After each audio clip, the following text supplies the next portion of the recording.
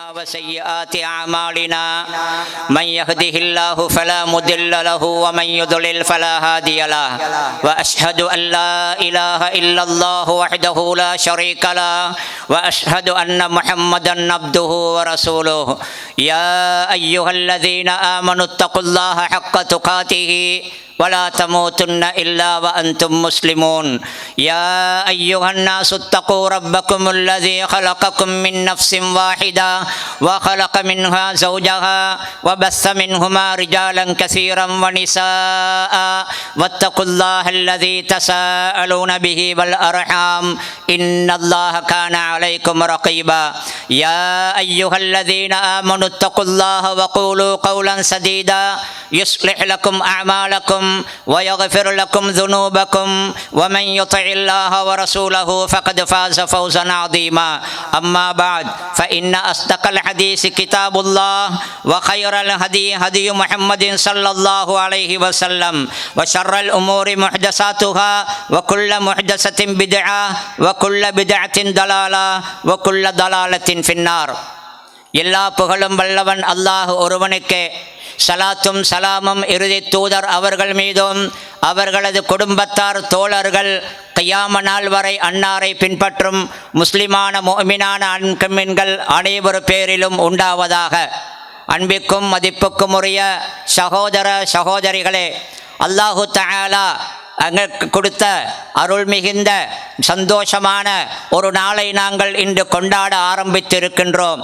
சூரத்துல் பக்ராவிலே அல்லாஹ் இந்த நோன்பை பற்றி சொல்லும் ஆயத்திலே நோன்பு கடமை என்பதையும் அது சம்பந்தமான சலுகைகளை பற்றியும் அல்லாஹ் சொல்லும் அந்த ஆயத்தில் இறுதியில் அல்லாஹ் கூறி முடிக்கின்றான், வலி துக்மிருல் இத்தத வலி துகப்பிருல்லாஹ அலா மா ஹதாக்கும் வலஅல்லக்கும் தஷ்குரூன்.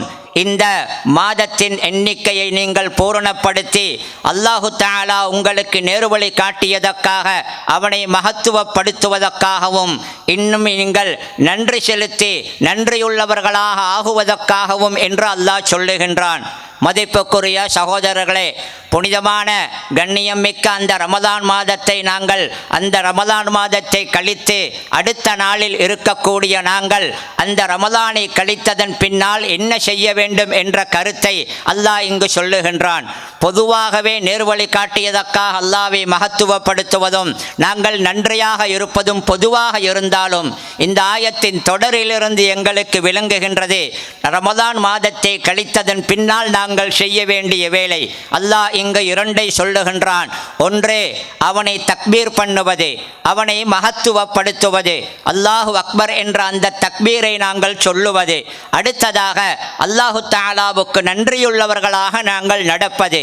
எனவே இந்த பெருநாள் தினம் என்பது அல்லாஹ்வை மகத்துவப்படுத்துவதற்காகவும் அல்லாஹ்வுக்கு நன்றி செலுத்துவதற்காகவும் இருக்கும் நாள் என்பது இதன் மூலம் எங்களுக்கு புலன்படுகின்றது.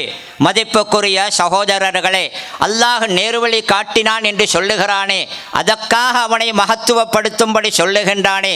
பொதுவாக நேர்வழி என்பது பலதை உள்ளடக்கினாலும் இந்த ஹிதாயத் என்பது இந்த இடத்தில் குறிப்பாக அல்லாஹ் எங்களுக்கு அவனுக்கு கட்டுப்பட்டு அவனுக்கு வழிபடுவதற்கான பாக்கியத்தை தந்தானே, அப்படி ஒரு வாய்ப்பை தந்தே அந்த வாய்ப்பை பயன்படுத்தக்கூடிய சக்தியையும் எங்களுக்கு தந்தானே, அதுவும் ஒரு வழிகாட்டல் தான். அல்லாஹ் இதற்கு எமக்கு வழிகாட்டினான். ரமதானை தந்தே அதில் நோன்பு பிடிக்க, இரவு நேரம் நின்று வணங்க, குர்ஆன் ஓத, இன்னும் பல அமல்களை ஆர்வமாக செய்வதற்கு அந்த அமல்களில் பலதற்கு விசேஷமான நன்மைகளை அல்லாஹ் சொல்லி அந்த வாய்ப்பை தந்த அந்த வழிகாட்டுதல் இருக்கின்றதே, அதற்காக அல்லாஹுவை மகத்துவப்படுத்துவது. எந்த ஒன்றுக்கும் நாங்கள் அல்லாஹ் தந்தது என்று அந்த அல்லாஹுவை மகத்துவப்படுத்துவது என்பது முக்கியமான ஒன்று. அடுத்ததாக அல்லாஹ் இந்த இடத்திலே சொல்லுகிறான், வலஅல்லக்கும் தஷ்குரூன், அல்லாஹ்வுக்கு நன்றி செலுத்துவது என்பது. இந்த பெருநாள் நாளும் குறிப்பாக அல்லாஹ்வுக்கு நன்றி செலுத்துவதற்கு உரிய ஒரு நாள். அல்லாஹ்வுக்கு நன்றியாக நடப்பது என்பது வெறுமனே அல்ஹம்துலில்லாஹ் என்று சொல்லுவது மாத்திரம் அல்ல, அதனால் மாத்திரம் எல்லாமே நன்றியை நாங்கள் செலுத்தி முடித்து விட்டதாக அர்த்தம் அல்ல. அல்லாஹ்வுக்கு நன்றியாக நடப்பது என்பது விசாலமான பல விடயங்களை உள்ளடக்கக்கூடிய ஒன்றாக இருக்கின்றது. இப்னுல் கய்யிம் ரஹ்மஹுல்லாஹ் அல்லாஹ்வுக்கு நன்றியாக நடப்பது, நன்றி செலுத்துவது என்ன என்று சொல்லும் பொழுது அவர்கள் சொல்லுகிறார்கள், ஸுஹூரு அஸரி நிஅமத்தில்லாஹி அலா லிசானில் அப்தி ஸனாஅன் வ அலா கல்பிஹி ஷுஹூதன் வ மஹப்பத்தன் வ அலா ஜவாரிஹி இன்கியாதன் வ தாஅத்தன். நன்றி என்பது என்ன தெரியுமா? அல்லாஹ்வுக்கு ஒன்றே அடியானுக்கு அல்லாஹ் செய்த அருளை அவன் மகத்துவப்படுத்தி அல்லாஹுவை பாராட்டுவது, அல்லாஹுவை கண்ணியப்படுத்தி புகழ்ந்து பேசுவது. எனவே பேச்சில் அல்லாஹ்வுக்கு நன்றியுள்ளவனாக நடப்பது. அடுத்தது வஅலா கல்பிஹி ஷுஹூதன் வ மஹப்பத்தன், அல்லாஹு தஆலா நன்றி செலுத்தினான் என்பதை உள்ளத்தில் அல்லாஹ்வின் மீது அன்பு அதிகரிக்க வேண்டும். இப்படியெல்லாம் தந்த நாயனின் மீது இருக்கிற அன்பு அதிகரிக்க வேண்டும். அடுத்ததாக வஅலா ஜவாரிஹி இன்கியாதன் வ தாஅத்தன், நன்றி என்பது வெறும் வார்த்தை மட்டும் அல்ல, அதே எமது உடல் உறுப்புகளில் அது வெளிப்பட வேண்டும், எமது செயல்பாடுகளில் வெளிப்பட வேண்டும். எப்படி தெரியுமா? இன்கியாதன் வ தாஅத்தன், அல்லாஹ்வுக்கு கட்டுப்படுவதன் மூலமாக. எனவே எமது பேச்சு, எமது நடத்தைகள், எமது செயல்பாடுகள் எல்லாம் அல்லாஹு தஆலாவுக்கு கட்டுப்பட்டு, அவனது ஏவல்களுக்கு கட்டுப்பட்டு, அவனது விலக்கல்கள் விடயத்திலே நாங்கள் அதை தவிர்ந்து அப்படி நடப்பது நன்றி. இது என்றைக்குமே இருக்க வேண்டிய நன்றி. பெருநாள் அன்று இது பற்றி நாங்கள் கூடுதலாக அக்கறை செலுத்த வேண்டும். மதிப்புக்குரிய சகோதரர்களே, வருடத்தில் 2 நாட்களை அல்லாஹ் தந்திருக்கின்றான். இரண்டுமே மகிழ்ச்சி நிறைந்த அருமையான நாட்கள். கொண்டாட்டத்துக்கும் மகிழ்ச்சிக்கும் என்றே அல்லாஹு தஆலா தந்திருக்கின்ற 2 நாட்கள் வருடத்திலே பெருநாள்களாக இருக்கின்றன. இந்த 2 நாட்களையும் நாங்கள் கவனித்து பார்த்தால் புரியும். இரண்டுமே மகத்தான முக்கியமான 2 இபாதத்துகளை அடிப்படையாக வைத்துத்தான் வருகின்றது. ஹஜ்ஜி என்ற முக்கியமான இபாதத்து, அந்த இபாதத்துக்காக நாங்கள் பெருநாள் கொண்டாடுவது. அதே போன்று நோன்பு ரமதான் என்கிற இந்த முக்கியமான இபாதத்துள்ள காலம், அதற்காக நாங்கள் இந்த பெருநாளை கொண்டாடுவது. இதிலிருந்து நாங்கள் புரிவது என்ன தெரியுமா? ஒரு மூமினுடைய உண்மையான மகிழ்ச்சி என்ன தெரியுமா? உண்மையான சந்தோஷம் என்ன தெரியுமா? அல்லாஹுவுக்கு கட்டுப்பட கிடைப்பது, அல்லாஹ் சொன்னபடி நடப்பது, அல்லாஹுவுக்காக வணக்கம் புரிவது, அல்லாஹுடைய அன்பை பெறுவதற்கு நாங்கள் வேலை செய்வது, அதற்குரிய பாக்கியம் கிடைத்தால் அதுதான் உண்மையான சந்தோஷம். அந்த பெருநாளை பொறுத்தவரையிலே எல்லா சமூகங்களுக்கும் ஏதோ பெருநாள்கள் இருக்கத்தான் செய்கின்றன. ஆனால் அவரவருடைய பெருநாள்கள் வித்தியாசமானது. கண்டபடி நடப்பது, கண்மூடித்தனமாக நடப்பது, எதுவெல்லாம் இன்பம், எதுவெல்லாம் சந்தோஷம் என்று கருதுகிறார்களோ அதையெல்லாம் அனுபவிப்பது, கட்டுப்பாடே இல்லாமல் நடப்பது என்ற நாளாக அதை ஆக்கிக் கொள்ளக்கூடிய பலரை நாங்கள் பார்க்கிறோம். இஸ்லாம் பெருநாளுக்கு அருமையான ஒரு அர்த்தத்தை சொல்லுகிறது. அது அல்லாஹுவுக்கு நன்றி செலுத்தும் நாள், அல்லாஹ்வை மகத்துவப்படுத்தும் நாள். எனவே அந்த நாளையிலே நாங்கள் குறிப்பாக அல்லாஹ்வுக்கு கட்டுப்பட்டு நடக்க வேண்டும். அல்லாஹ்வுக்கு பாவம் செய்யாமல் இருக்கும் நாள் எல்லாமே கிட்டத்தட்ட ஒரு முஸ்லிமுக்கு ஒரு விதத்தில் பார்த்தால் பெருநாள் தான். அலி ரலியல்லாஹு அன்ஹு அவர்களுடைய ஆட்சி காலத்திலே ஒரு நாள், அது ஒரு பெருநாள். அலி ரலியல்லாஹு அன்ஹு அவர்களை சந்திக்க ஒருவர் வருகிறார். அலி ரலியல்லாஹு அன்ஹு அவர்கள் சாதாரண ரொட்டியை சாப்பிட்டு கொண்டிருக்கிறார்கள். வந்தவர் கேட்கிறார், யௌமு ஈதின் வஹுபுசுன் ஹஸினுன், பெருநாள் நாளையில் இப்படி சாதாரண ரொட்டியை சாப்பிட்டு கொண்டிருக்கிறீர்களே என்று கேட்கிறார். என்ன கொண்டாட்டங்கள் கிடையாதா? அமர்க்களமான சாப்பாடு கிடையாதா பெருநாளை என்று கேட்கும் பொழுது அவர்கள் ஒரு அழகான பதிலை சொன்னார்கள். குல்லு யௌமின் லா நஅஸில்லாஹ ஃபீஹி ஃபஹுவ லனா ஈதுன், எல்லாம் நாங்கள் அல்லாஹ்வுக்கு பாவம் செய்யாத நாள் எல்லாமே எங்களுக்கு அது பெருநாள் தான். ஒரு மூமினை பொறுத்தவரையில் அவன் பாவங்களில் ஈடுபடாமல் இருப்பது என்பது, அல்லாஹ்வுக்கு கட்டுப்படுவது என்பது, அதுதான் அவனுக்கு முக்கியமான மகிழ்ச்சியாக இருந்து கொண்டிருக்கின்றது. மதிப்புக்குரிய சகோதரர்களே, வணக்கங்களுக்கும் இபாதத்துகளுக்குமான மகத்தான ஒரு காலத்தை நாங்கள் முடித்து இருக்கின்றோம். இந்த ரமதானை முடித்திருக்கும் நாங்கள் சில விடயங்களில் கவனம் செலுத்த வேண்டும். ஒன்று, எங்களையே நாங்கள் ஒரு சுய விசாரணை செய்து கொள்ள வேண்டும். கடந்து போன ரமதானில் நான் எப்படி இருந்தேன், அதை எப்படி கழித்தேன், அதை எப்படி பயன்படுத்தினேன் என்று எமக்கு நாமே ஒரு சுய விசாரணை செய்து கொள்ள வேண்டும். அப்படி நாங்கள் கடந்து போன ரமதானை பற்றி சிந்தித்து பார்க்கும் பொழுது அமல்கள் செய்ய கிடைத்திருக்கும் சந்தர்ப்பங்கள் இருந்தால் நோன்பு பிடித்திருப்போம், குர்ஆன் ஓதி இருப்போம், தான தர்மங்களை செய்திருப்போம் என்றிருந்தால் அதற்காக அல்லாஹுவை புகழுவது, அல்லாஹுதான் அந்த பாக்கியத்தை தந்தான். அடுத்ததாக அந்த அமல்கள் அல்லாஹுவிடம் ஏற்றுக்கொள்ளப்படுவதற்காக நிறைய நாங்கள் துவா கேட்பது. மதிப்புக்குரியவர்களே, நோன்பாளியின் மகிழ்ச்சிகள் 2 என்று நபி சொன்னார்களே, ஃபர்ஹத்துன் இன்த ஃபித்ரிஹி வ ஃபர்ஹத்துன் இன்த லிகாஇ ரப்பிஹி. 2 மகிழ்ச்சிகள் இருக்கின்றன. ஒன்று, நோன்பு பிடித்து முடிந்து இந்த பெருநாள் நேரம் அல்லது ஒவ்வொரு நாளும் நோன்பு திறக்கும் அந்த நேரம். இந்த பெருநாள் ஒரு சந்தோஷம்தான். இது உலகத்திலே இருக்கும் ஒரு மகிழ்ச்சி. இன்னொரு மகிழ்ச்சி இருக்கின்றது. இந்த மகிழ்ச்சியை நாங்கள் கொண்டாட கிடைக்காவிட்டாலும் கூட, இந்த மகிழ்ச்சி எங்களுக்கு தப்பி போனாலும் கூட அது தப்பிவிடவே கூடாது. அதுதான் வஃபர்ஹத்துன் இந்த லிகாஇ ரப்பிஹி. இன்னும் ஒரு ரிவாயத்திலே வஃபர்ஹத்துன் யௌமல் கியாமா. இந்த நோன்பு பிடித்ததற்காக அல்லாஹ் தரும் கூலியை பார்த்து நாளைக்கு அல்லாஹ்வை சந்திக்கும் பொழுது கிடைக்கும் மகிழ்ச்சி, அந்த மகிழ்ச்சி தப்பிவிடக் கூடாது சகோதரர்களே. அந்த மகிழ்ச்சி கிடைக்க வேண்டும் என்றிருந்தால் இந்த பெருநாளை எல்லாருமே கொண்டாடுவார்கள். ரமலானை சரியாக பயன்படுத்தியவர்கள், ரமலானை கண்டபடி வீணாக்கியவர்கள் என்று எல்லோருமே கொண்டாடுவார்கள் தான். ஆனால் அந்த பெருநாள் இருக்கின்றதே, அந்த மகிழ்ச்சி இருக்கின்றதே, அதே நாம் செய்த இபாதத்துகள் ஏற்றுக்கொள்ளப்பட்டால் மாத்திரம்தான் அந்த மகிழ்ச்சி கிடைக்கும். அதே மிக முக்கியமான ஒன்று. எனவே அல்லாஹ்விடத்திலே நாங்கள் நிறைய துவா கேட்க வேண்டும். அமல்களை செய்தோம் தான், ஏதோ முடியுமான அளவு செய்தோம், சில பொழுது அதிகமாகவே செய்துவிட்டோம் என்பது எங்களை ஏமாற்றிவிடக் கூடாது. நிறைய இபாதத்தை செய்துவிட்டோம், எல்லாமே சரி என்று நாங்கள் அந்த இபாதத்தில் மயங்கிவிடக் கூடாது. அமல்களை அதிகமாக செய்தாலும் உள்ளத்தில் அல்லாஹ் ஏற்றுக்கொள்ளுவானோ என்ற அச்சம் இருக்க வேண்டும். அல்லாஹ்விடத்தில் நிறைய அந்த அமல்கள் ஏற்றுக்கொள்ளப்படுவதற்கு துவா கேட்க வேண்டும். நோன்பு காலத்திலே இபாதத்து செய்பவர்களில் ஒரு சாரார் இருக்கின்றார்கள், மற்றவர்கள் இப்படி செய்யவில்லையே, மற்றவர்கள் இப்படி இபாதத்து செய்யவில்லையே என்று இபாதத்து செய்யாதவர்களை குறையாக நினைத்து, ஏளனமாக நினைத்து குறை சொல்பவர்கள் இருக்கின்றார்கள். அவர்களுக்கு புத்தி சொல்வது என்பது வேறு.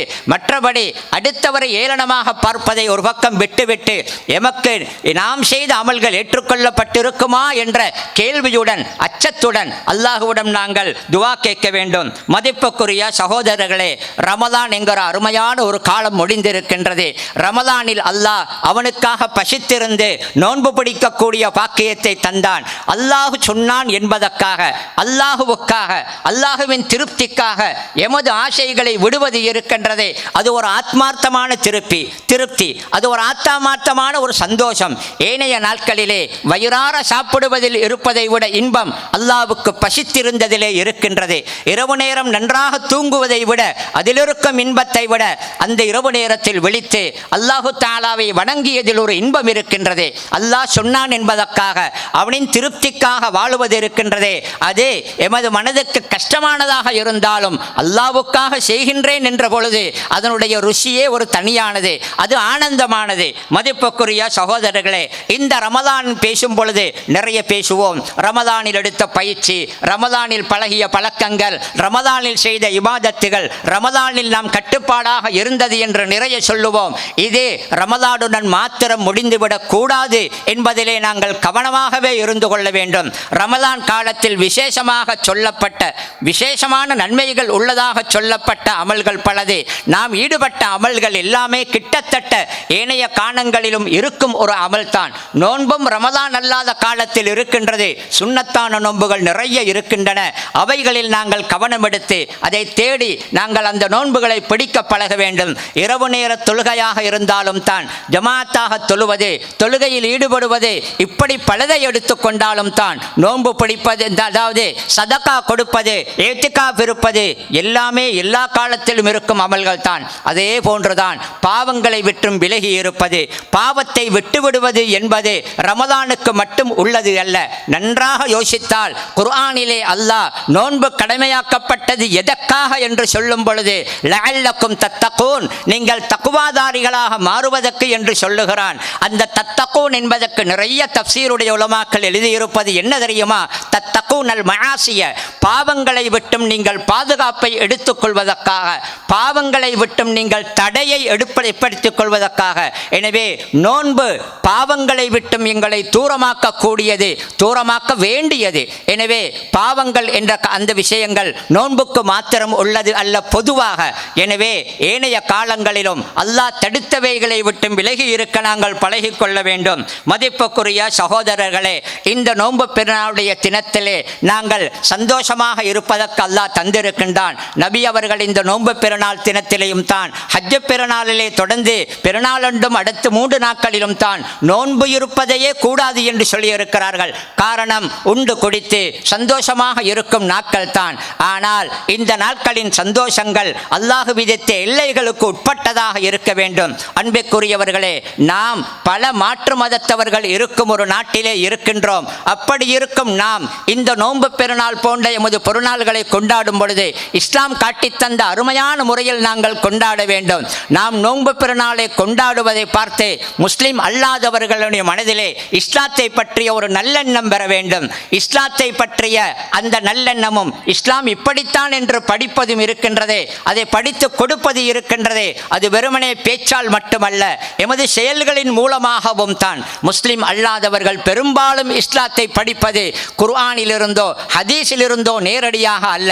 அவர்கள் முதலாவது இஸ்லாத்தை புரிவதும் படிப்பதும் எமது செயல்களை வைத்துத்தான். நாம் எந்த அளவுக்கு அழகாக, எந்த அளவுக்கு இஸ்லாம் சொல்லும் முறையிலே எமது பெருநாளையும் தான் ஏனைய வேலைகளையும் நாங்கள் அமைத்துக் கொள்ளுவோமோ, அந்த நேரத்திலே முஸ்லிம்களை பற்றிய நல்லெண்ணமும் இஸ்லாத்தை பற்றிய ஒரு ஈர்ப்பும் முஸ்லிம் அல்லாதவர்களுக்கு இடையிலே வரலாம். மதிப்புக்குரியவர்களே, மாற்று மதத்து சகோதரர்கள், மாற்று மதத்தினர் பலரும் வாழக்கூடிய இந்த நாட்டிலே இதுபோன்ற பெருநாள் தினங்களிலே நாங்கள் இந்த தினங்களையும் நாங்கள் பயன்படுத்திக் கொள்ள வேண்டும். இனங்களுக்கு இடையிலான சகவாழ்வு, புரிந்துணர்வுக்குள்ள ஒரு நாளாக பயன்படுத்தலாம். அவர்களுடன் இந்த சந்தோஷத்தை நாங்கள் பகிர்ந்து கொள்ளலாம். அவர்களுக்கும் நாங்கள் இனிப்பு பண்டங்களை வழங்கலாம், அல்லது விருந்துகளை கூட கொடுக்கலாம். அது கூட ஒரு விதத்திலே நல்லெண்ணத்தை ஏற்படுத்த வழியாக இருக்கும்.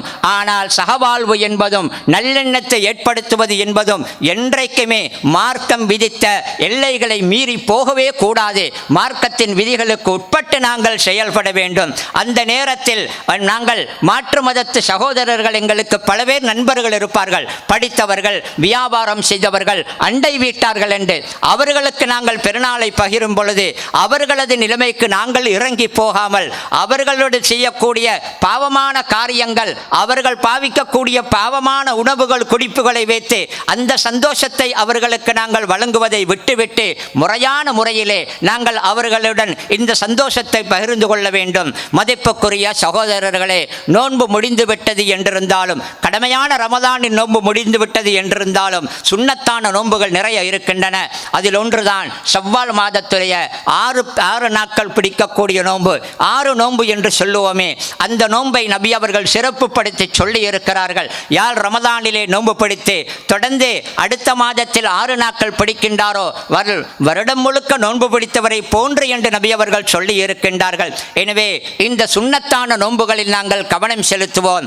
அடுத்ததாக ரமதானிலே நாங்கள் பொதுவாக பார்த்தோம், தான தர்மங்களில் ஈடுபட்டோம், நிறைய சதக்காக்களை கொடுத்தோம், பல பேர் ஜக்காத்துகளையும் கொடுத்தார்கள் என்பதை பார்க்கின்றோம். இந்த சதக்காவும் தான் ஜக்காத்தும் தான் ரமதானுக்கு மட்டும் உள்ளது அல்ல.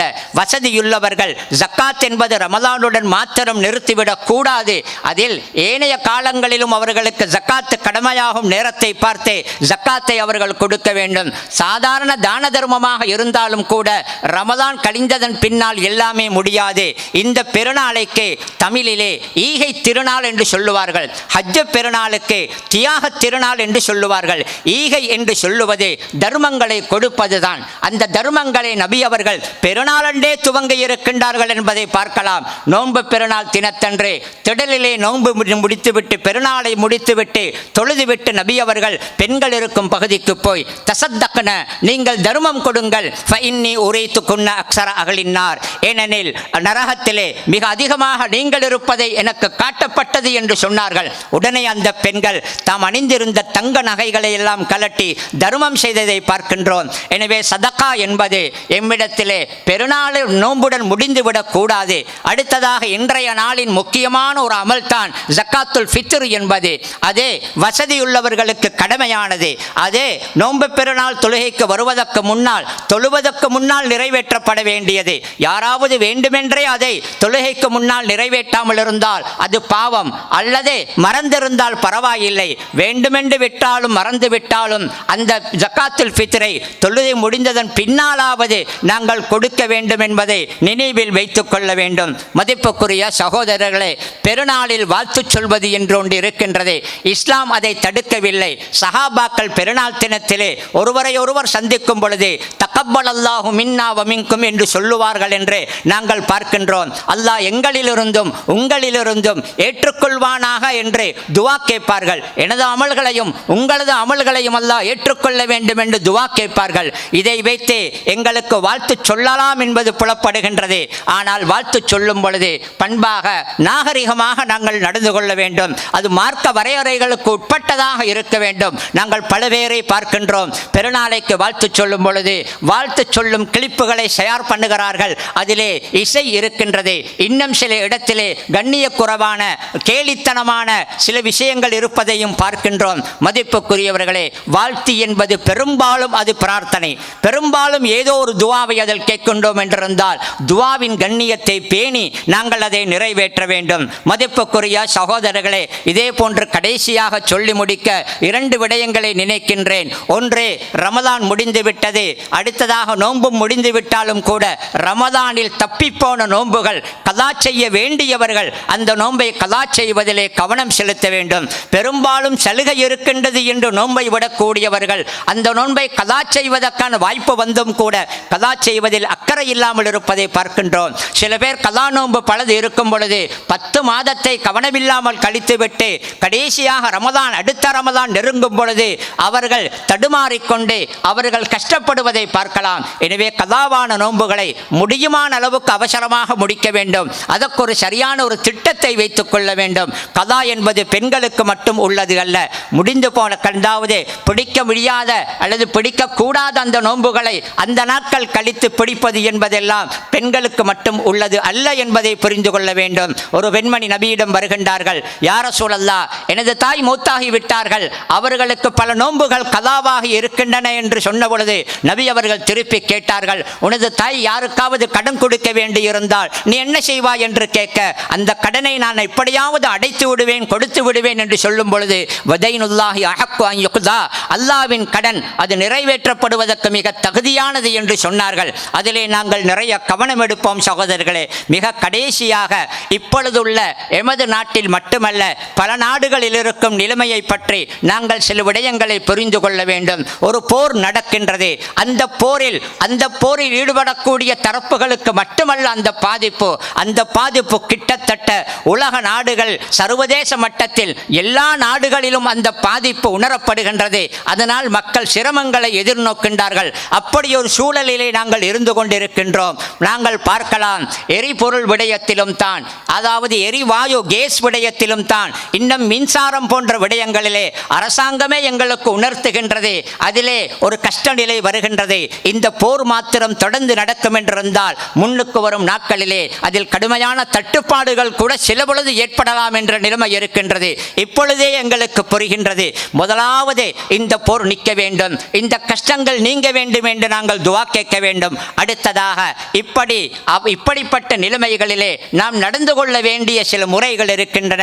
ஒன்று, இது மாதிரி நேரங்களிலே நாங்கள் சிக்கனத்தை பேண வேண்டும். இந்த சந்தர்ப்பங்களிலே இதுபோன்ற அத்தியாவசிய தேவைக்குள்ள பொருள்களை பாவிக்கும் விடயத்திலே எமது சுயநலத்தை மாத்திரம் பார்த்து நாம் எப்படியாவது அவைகளை பாவித்து முடித்து விடுவோம் என்று நினைக்க கூடாது. மற்றவர்களையும் கவனத்தில் எடுக்க வேண்டும். எந்த அளவுக்கு இதில் நாங்கள் சிக்கனமாக செயல்படுகின்றோமோ அது எங்களுக்கும் உதவியாக இருக்கும், ஏனைய மக்களுக்கும் அது நலவாக இருக்கும் என்பதை கருத்தில் வைக்க வேண்டும். அரசாங்கம் எங்களுக்கு அறிவுறுத்துகின்றது, பயணங்களை குறைத்துக் கொள்ளுங்கள். அந்த அடிப்படையிலே இந்த பெருநாள் காலத்திலே சுற்றுலாக்களை முடியுமான அளவுக்கு தவிர்ப்போம். தூர பயணங்கள் போன்ற பயணங்களுக்கு தனியார் வாகனங்களை பயன்படுத்துவதை விட பொது போக்குவரத்துகளை பயன்படுத்துவோம். ஏனைய எல்லா விடயங்களிலும் தான் நாங்கள் சிக்கனத்தையும் சேமிப்பையும் நாங்கள் பேணி மற்றவர்களின் நலனையும் நாங்கள் கருத்தில் கொண்டு செயல்பட வேண்டிய தேவை இருக்கின்றது. இன்னும் ஒன்றும் இருக்கின்றது சகோதரர்களே. முக்கியமான அத்தியாவசிய பொருள்களுக்கு தட்டுப்பாடோ அல்லது குறைபாடோ ஏற்படும் நேரத்தை சில பேர் அவர்கள் தமக்கு சாதகமாக காரணமாக நியாயமின்றி பயன்படுத்துவதை நாங்கள் பார்க்கின்றோம். இந்த நேரங்களில் முன்வரும் நாட்களில் சில பொழுது தட்டுப்பாடுகள் கஷ்டங்கள் வந்தாலும் அந்த நேரத்திலே பொருட்களை பதுக்கி வைப்பதோ அல்லது பொருட்களை கூடிய விலையில் நியாயமின்றி கூடிய விலையில் விற்பதையோ தவிர்த்து கொள்ள வேண்டும். வாகன ஓட்டுநர்கள் கூலிகளை கண்டபடி ஏற்றக்கூடாது, அதிகரிக்கக்கூடாது. அதே போன்று வியாபாரிகளாக இருந்தாலும் கூட சந்தர்ப்பத்தை பயன்படுத்தி மற்றவர்கள் என்ன பாடுபட்டாலும் சரி என்ற அமைப்பிலே அவர்கள் வியாபார பொருட்களுக்கு நியாயமின்றி விலைகளை உயர்த்தக்கூடாது. சாதாரண நாட்களிலே அந்த வாடிக்கையாளர்களை வைத்து எம்மிடம் பொருள் வாங்க வருபவர்களை வைத்து நாங்கள் சம்பாதித்து இருக்கின்றோம் தானே. எனவே எல்லோருக்குமே பொதுவான ஒரு கஷ்டம் படும் பொழுது நாமும் அவர்களுக்கு இலேசை கொடுக்க முடியுமான அளவுக்கு முனைய வேண்டும். இது ஒரு முஸ்லிமுடைய முக்கியமான பண்பு என்பதையும் நாங்கள் நாட்டுக்கும் தான் ஏனையவர்களுக்கும் தான் நாங்கள் செய்யக்கூடிய ஒரு பணி என்பதையும் நாங்கள் உணர வேண்டும். வல்ல அல்லாஹ் எம் அனைவருக்கும் நல்ல விளக்கத்தை தருவானாக. புனிதமான ரமதானிலே நாம் செய்த அமல்கள் இபாதத்துகளை அல்லாஹ்வுக்கென்று செய்யப்பட்ட தூய அமலாக அல்லாஹ் ஏற்றுக்கொள்வானாக. அந்த ரமதானுடைய அந்த பயிற்சிகள் தொடர்ந்து எமது வாழ்க்கையிலே இருக்க அல்லாஹு தஆலா எங்களுக்கு அருள் புரிவானாக. வ ஆகிரு தஅவானா அனில் ஹம்துலில்லாஹி ரப்பில் ஆலமீன். அல்லாஹு அக்பர் அல்லாஹு அக்பர் அல்லாஹு அக்பர் லா இலாஹ இல்லல்லாஹ் அல்லாஹு அக்பர் அல்லாஹு அக்பர் வலில்லாஹில் ஹம்த். அல்லாஹு அக்பர் அல்லாஹு அக்பர் அல்லாஹு அக்பர் லா இலாஹ இல்லல்லாஹ் அல்லாஹு அக்பர் அல்லாஹு அக்பர் வலில்லாஹில் ஹம்த். அல்லாஹு அக்பர் அல்லாஹு அக்பர் அல்லாஹு அக்பர் லா இலாஹ இல்லல்லாஹ் அல்லாஹு அக்பர் அல்லாஹு அக்பர் வலில்லாஹில் ஹம்த். அல்லாஹ்